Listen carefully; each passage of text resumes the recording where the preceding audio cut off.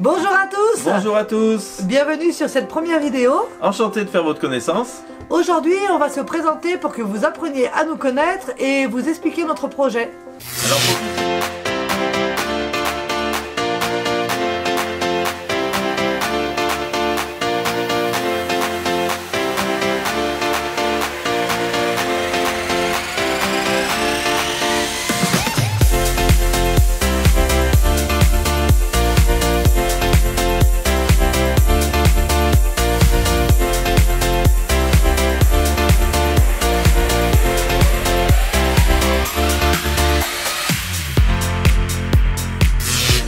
Alors pour tous ceux qui nous ont découvert la semaine dernière par notre bande-annonce, nous tenions vraiment à vous remercier pour tous vos likes et vos commentaires que vous nous avez laissés. Pour tous ceux qui n'auraient pas vu la vidéo, on vous la met dans la description. Surtout, n'hésitez pas à aller la voir à la fin de celle-ci. Mettez-nous un petit pouce bleu, abonnez-vous et n'oubliez pas d'activer les notifications en cliquant sur la petite cloche.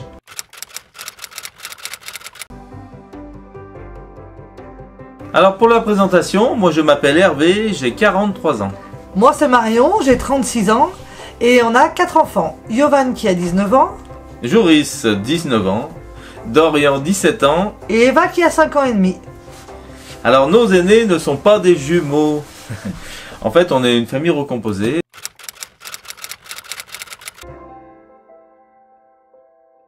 Avec Hervé, ça fait déjà 16 ans qu'on est ensemble. Et depuis tout ce temps-là, on rêve d'une vie nomade sur les routes du monde. Hein, on rêve de voyage. On s'est toujours dit qu'on allait s'en aller un jour. Mais à l'époque, c'était pas possible car nos enfants étaient trop petits. On voulait pas les séparer de leurs parents respectifs. Ça aurait été un projet égoïste. Ouais. Donc on a laissé un peu de côté tout ça. Et on a dit qu'on remettait notre projet à plus tard. Voilà.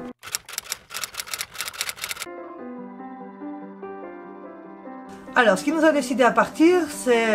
en fait, ça faisait déjà donc 10 ans qu'on avait mis notre projet de côté. Et puis l'arrivée d'Eva nous a fait prendre conscience que la vie, elle passe très très vite.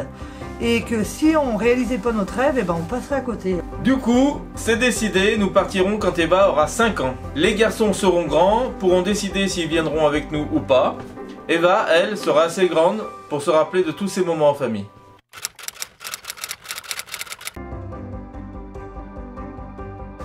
Alors normalement, tous les enfants partent avec nous, donc Yovan, Joris, Dorian et Eva.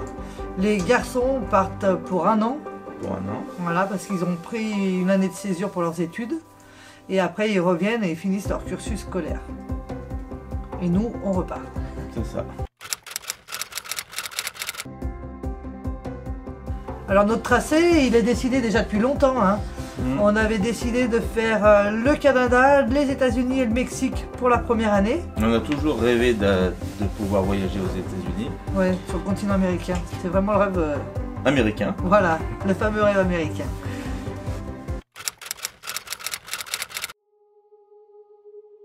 Alors pour question de voyage, on s'est posé toutes les questions. On est habitué à partir en camping-car. Camping-car ou tente de toit. Ouais, toutes nos vacances ont été un peu des vacances de baroudeur. De baroudeur, ouais, t'as raison. Et donc habitué au camping-car, donc c'était l'idée principale. Après, on s'est posé toutes les questions. Pourquoi pas voyager en caravane aussi, en sac à dos. Sac à dos. On a même pensé partir en vélo, tous ensemble en vélo. Ça aurait pu être un bon délire. Et donc on a statué la caravane américaine, puisqu'on partait sur le continent américain. Ce qui permettait d'avoir du volume pour être à l'aise. Oui, parce que pour nous, c'était quand même important qu'on ait notre maison avec nous et qu'on ait chacun nos repères. Les enfants sont grands, mais c'est bien qu'ils aient leur petite intimité, chacun. Ouais.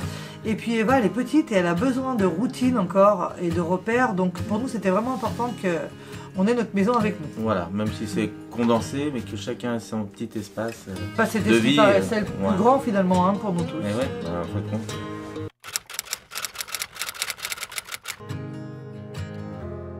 en avril 2019, ouais. On est parti pour 1 mois et demi au Canada.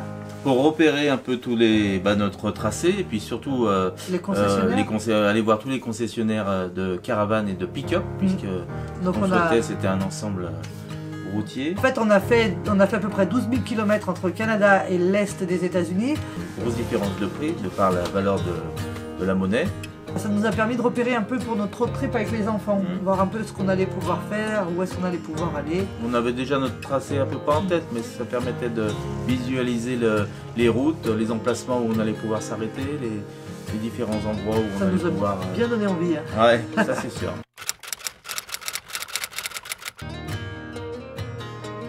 Le départ était prévu pour le 1er août 2020. Ouais. Donc on n'est pas parti encore. Non.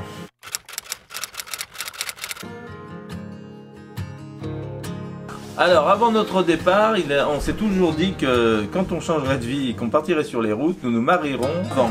Ouais. Donc, ça est fait. On s'est mariés le 22 février 2020. Voilà. Il fallait que l'on annonce notre départ à nos amis et notre famille. Ouais. Parce qu'ils n'étaient pas au courant de notre projet familial. Il fallait que l'on clôture nos sociétés. Et puis, il fallait que l'on fasse des logements pour nos enfants. Pour leur retour, comme ils ont pris une année de césure et qu'ils reviennent pour leurs études, pour nous c'était important qu'ils aient un pied-à-terre pour leur retour.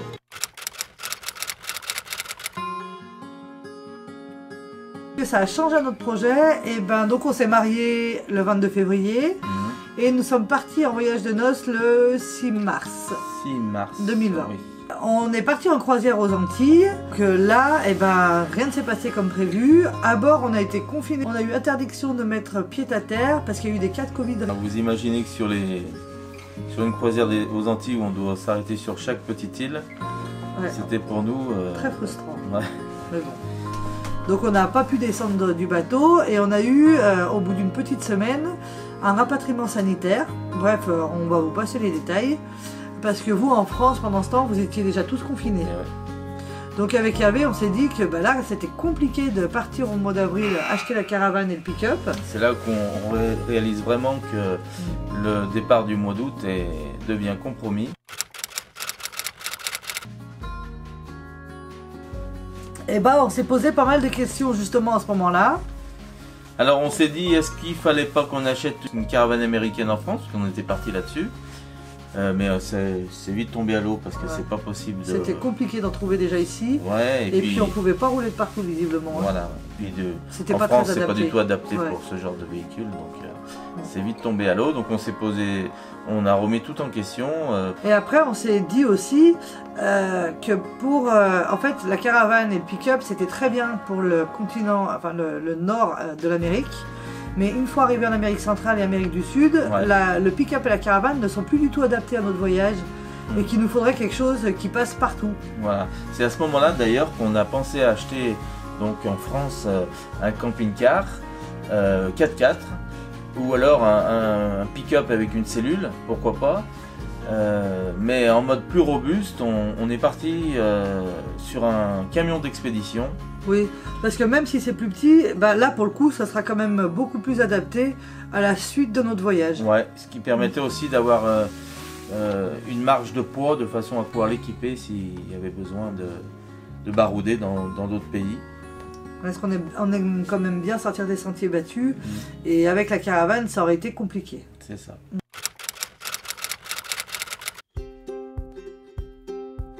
Donc on part sur le camion d'expédition 4x4. Donc nous voilà partis à la recherche de ce véhicule. Pendant le confinement. Pendant le confinement. Et là... T'en as trouvé un? On en a trouvé un sur les annonces. En Alsace. En Alsace, ouais. Après, on a été déconfinés, mais on n'avait pas le droit de dépasser un rayon de 100 km. Ouais. Donc on était toujours du coup coincés, on ne pouvait toujours pas se déplacer. Donc dès qu'on a pu être déconfiné et puis autorisé à faire plus de 100 km autour de chez nous, on est allé le voir. Là, il correspondait vraiment à notre recherche hein, quand on l'a vu. Et à nos attentes, on a eu un gros coup de cœur. Ouais, c'était le coup de cœur. Ouais. Eva, ça lui a beaucoup plu aussi. Elle y a trouvé quand même petit, parce qu'elle était avec nous au Canada, elle a vu les caravanes américaines. Donc elle comprenait pas trop pourquoi on changeait de véhicule.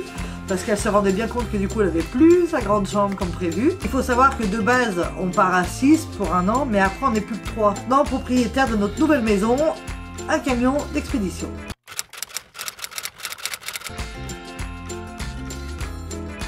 Eh ben non. On n'a pas de permis poids lourd. Ni l'un ni l'autre. Dès qu'on a validé l'achat du camion, on s'est empressé de s'inscrire à notre permis de conduire. On a repassé notre code. Puis on a passé le permis poids lourd. On l'a fait en version accélérée. En 15 jours, on a passé notre permis C. Donc c'était vraiment intense hein, pour le coup. Complètement intense, mais intéressant à la fois. Donc on l'a passé tous les deux. Et ben on est parti en vacances. Ouais, dès qu'on a eu le permis en poche, on est parti en vacances avec nos enfants voilà, et avec notre camion. On est partis tous les 6 pour tester notre véhicule et voir les différents aménagements qu'il va avoir besoin pour que ça puisse nous convenir à nous 6. Ça.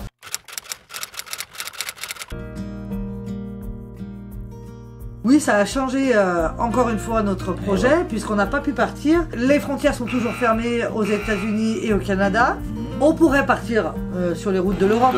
En fait, si c'est pour partir et être confiné dans le camion et pas pouvoir se mélanger aux locaux, découvrir leur culture, on voit pas trop l'intérêt. C'est pas vraiment l'esprit du voyage qu'on se fait. Les enfants dans tout ça, il a fallu reprendre des décisions puisque la fin de l'été est arrivée et que la deuxième vague de Covid arrivait. Voilà. Du coup, on a réinscrit les garçons à l'école, enfin du moins Yovan et Dorian. Ils ont repris leur place dans leurs établissements. Alors Joris, lui, il était à la recherche d'un emploi, donc ça n'a pas compliqué les choses. Et du coup, il a trouvé un employeur. Yovan et Dorian, ils ont réintégré leur classe. Sans problème. Et puis Eva, elle a commencé l'instruction en famille avec moi. Je l'avais inscrite au CNED pour la première année de voyage. Donc on a attaqué toutes les deux le CNED. Le deuxième confinement, parce qu'en fait Eva, oui, ce qu'on n'a pas dit aussi, c'est qu'Eva, on l'a réinscrite à ses cours de danse, donc elle y allait 2 fois par semaine. Donc ça lui faisait du lien social avec ses copines. Bah oui, vous voyez, c'est toutes ses copines de l'année dernière à sa danse. Et puis avec Eva, on bouge beaucoup, on va beaucoup dans les parcs, on voit énormément de monde. Mais suite au deuxième confinement, tout se referme. Les écoles sont toujours ouvertes, donc Eva, elle ne voit pas ses frères non plus. Et l'école de danse ferme. Voilà, l'école de danse ferme, donc elle ne voit plus ses copines. Et elle est du coup tout le temps à la maison avec moi et on n'a plus la possibilité d'aller au parc, de profiter. Donc c'est vrai que c'est compliqué pour elle. Et là on voit que ça devient difficile. Donc on a pris la décision il y a 1 mois. Il y a 1 mois de la réinscrire à l'école. Donc Eva est retournée à l'école. Elle a fait sa rentrée en plein mois de novembre. Dans une nouvelle école en plus, puisque c'était pas la même école que l'année dernière. Et donc elle est toute contente. Ouais, super. Ça se passe très très bien. Elle est ravie de son école, de ses maîtresses. Donc on est soulagé et puis moi par la même occasion ça me libère du temps pour avancer sur les préparatifs parce que du coup tout est remis en question donc on regarde de nouveau tout ce qui est administratif et puis en même temps je vais pouvoir aider Hervé qui est sur l'aménagement et la transformation du camion parce que pour le moment il fait ça tout seul donc ça lui fait pas mal de boulot. Ouais.